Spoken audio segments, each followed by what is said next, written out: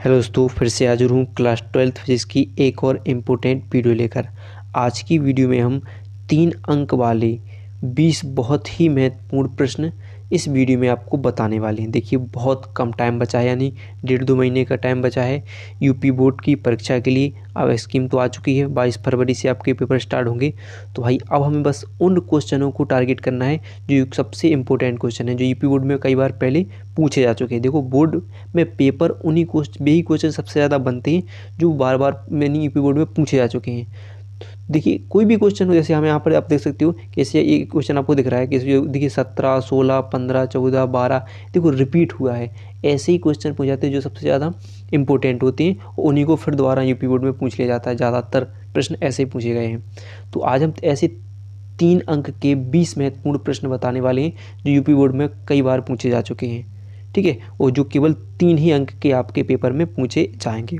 तो वीडियो को पूरा जरूर देखिएगा, पसंद आए तो लाइक और हमारे चैनल को सब्सक्राइब करना ना भूलिएगा। भाई को सपोर्ट जरूर कीजिएगा। तो चलिए देखते हैं। पहला क्वेश्चन है जो पहले चैप्टर से है, वैद्युत द्विध्रुव की अक्षीय रेखा पर वैद्युत क्षेत्र की तीव्रता का व्यंजक ज्ञात कीजिए। बहुत इंपॉर्टेंट क्वेश्चन, देखिए हम बता चुके हैं, जैसे वेरी इंपॉर्टेंट 17, 16, 12, 15 में पूछा गया है। लेकिन देखो इस साल भी पूछा जाएगा। देखो इसकी कोई गारंटी तो नहीं, लेकिन इम्पोर्टेंट है। आप इसको तैयार कर कर रखिएगा। अगर पेपर में आता है तो आप फटाक से उसे लिख दीजिएगा। कितने अंक का पूछा जाएगा? 3 अंक का पूछा जाएगा। यानी इससे तो क्या करना है हमें, E बराबर 1/4 pi epsilon not into 2p/r Q, ठीक है, क्यू। फिर देखिए अगला क्या है, वैद्युत फ्लक्स से क्या तात्पर्य है, इसे आवश्यक सूत्र देते हुए समझाइए।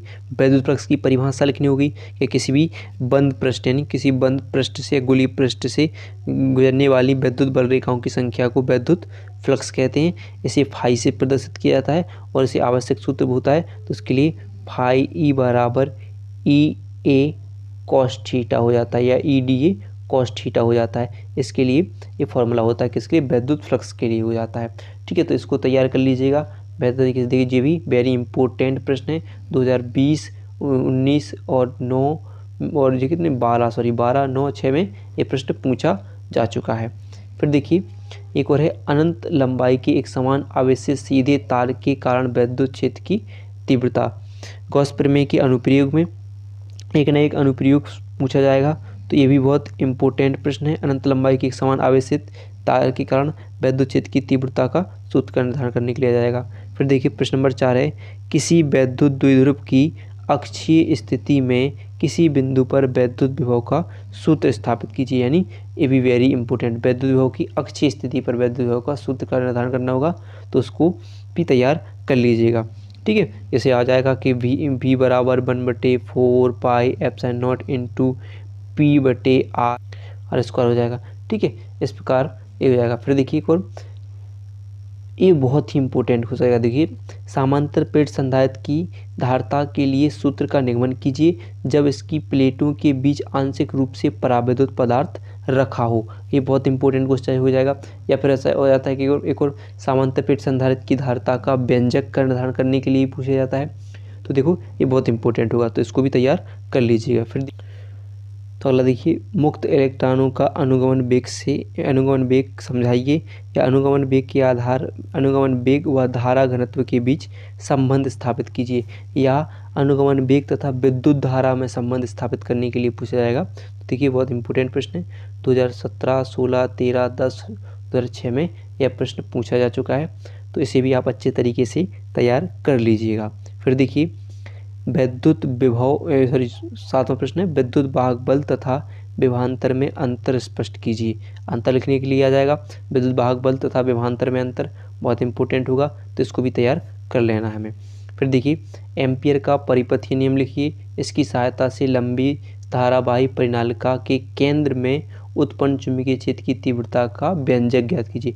इसी प्रकार से प्रश्न पूछा जाएगा आपके पेपर में। और ये देखिए अगली साल यानी पिछली साल ये 2023 में ये प्रश्न पूछा जा चुका है, ठीक है। तो इसको भी अच्छे तरीके से तैयार कर लीजिएगा। फिर देखिए आपेक्षिक चुंबकशीलता तथा चुंबकीय प्रवृत्ति से क्या तात्पर्य है, इनको भी तैयार कर लीजिएगा, ये भी प्रश्न पूछे जा सकते हैं, ठीक है। फिर देखिए विद्युत चुंबकीय प्रेरण संबंधी फैराडे के नियम, देखिए 2023, 12 और 22 और 20 में ये प्रश्न पूछे जा चुके हैं। देखो पिछले साल पूछा गया था।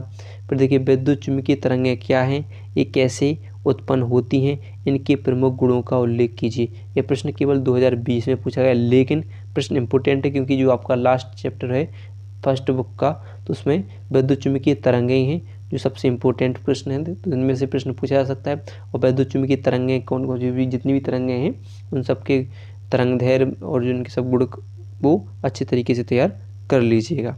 फिर देखिए और देखते हैं 12वां प्रश्न है, प्रकाश के अपवर्तन से आप क्या समझते हैं, इसके नियम लिखिए। तो प्रकाश का अपवर्तन और इसकी नियम याद करना है। प्रकाश का अपवर्तन आपको जानते हो कि प्रकाश का सीधे बात कि कोई माध्यम से प्रकाश, किसी माध्यम से प्रकाश आता है और दूसरे माध्यम में जाते समय अपने मार्ग से कुछ विचलित हो जाता है, प्रकाश का अपवर्तन कहलाता है। इसके नियम होते हैं, यानी आपतित किरण, अपवर्तित किरण तथा आपतन बिंदु पर खींचा गया विलंब तीनों एक ही तल में होते हैं, और आपतन कोण क्रिया और अपवर्तन कोण क्रिया के परस्पर समानुपाती होते हैं, यानी एक अनुपात में होते हैं, किसके बराबर होते हैं, अपवर्तनांक के बराबर होते हैं। यानी इस चीज़ से स्नेल का नियम भी कहते हैं, n बराबर साइन आई बटे साइन आर हो जाता है। ठीक है। फिर परस्पर संपर्क में रखे दो पतले लेंस की संयुक्त फोकस दूरी के सूत्र का स्थापना, यानी 1/f बराबर 1/f1 प्लस 1/f2 का निर्धारण करना होगा। ये बहुत इंपॉर्टेंट, देखिए वेरी इंपॉर्टेंट, 2022, 17, 11, 6 में प्रश्न पूछा जा चुका है। फिर देखिए किसी प्रिज्म के लिए उसके पदार्थ के अपवर्तनांक का व्यंजक न्यूनतम विचलन की स्थिति में ज्ञात कीजिए। या आप पेपर में लिखने के लिए जाए कि सीधा कि n बराबर sine a plus delta m बटे 2 और साइन a बटे 2 का निर्धारण कीजिए। ठीक है, तो यह प्रश्न का निर्धारण करना है।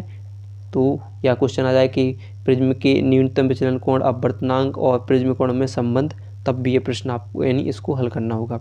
ठीक है, देखिए वेरी इंपॉर्टेंट प्रश्न है, 2022 में प्रश्न, 20 में और 19 में प्रश्न पूछा जा चुका है। फिर देखिए नेक्स्ट है 15वां, खगोलीय दूरदर्शी का किरण आरेख बनाइए तथा इसकी आवर्धन क्षमता का सूत्र निर्गत कीजिए जब अंतिम प्रतिबिंब स्पष्ट दृष्टि की न्यूनतम दूरी पर बन रहा हो।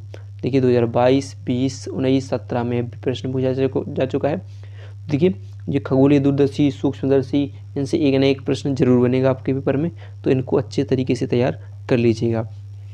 ठीक है, फिर देखिए अगला प्रश्न नेक्स्ट है, व्यतिकरण क्या है, व्यतिकरण के लिए आवश्यक शर्तें लिखिए। यानी व्यतिकरण पेपर पूछा जाएगा, व्यतिकरण से आप क्या समझते हो, व्यतिकरण के लिए आवश्यक शर्तें लिखिए।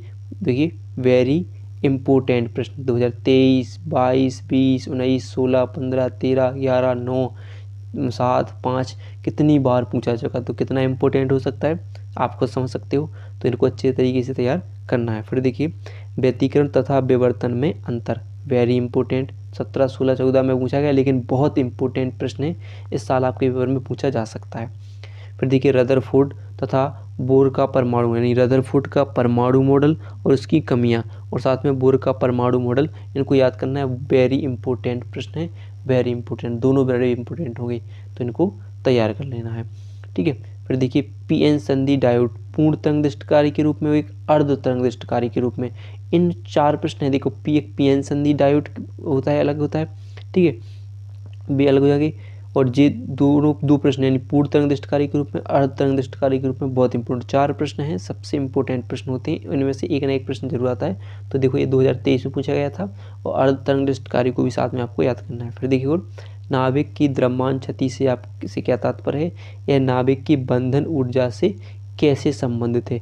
ऐसा एक ऐसा 2023 में 18, 14, लेकिन 2023 में पूछा जा चुका है। देखो हो सकता है कुछ ना कुछ इसमें जो इस साल पूछे गए, देखो हमने जितने भी 2023 वाले देखी, तो इस साल रिपीट हो सकते हैं इनमें एक ना एक 2 प्रश्न, तो भाई इनको जरूर तैयार कर लीजिएगा। अगर देखिए 20 प्रश्न में से आपके 2 प्रश्न भी पूछे जाते हैं, मतलब 6 नंबर, 6 अंक मतलब होते हैं, आप 1% यानी 1 नंबर एक्स्ट्रा हो जाएंगे, लेकिन 1% आपकी बन रही है, तो इनको अच्छे से तैयार कर लीजिएगा। देखो 1% का मामला है, तो तैयार जरूर कीजिएगा। अगर वीडियो पसंद आई हो तो वीडियो को लाइक और चैनल को सब्सक्राइब करना ना भूलिएगा।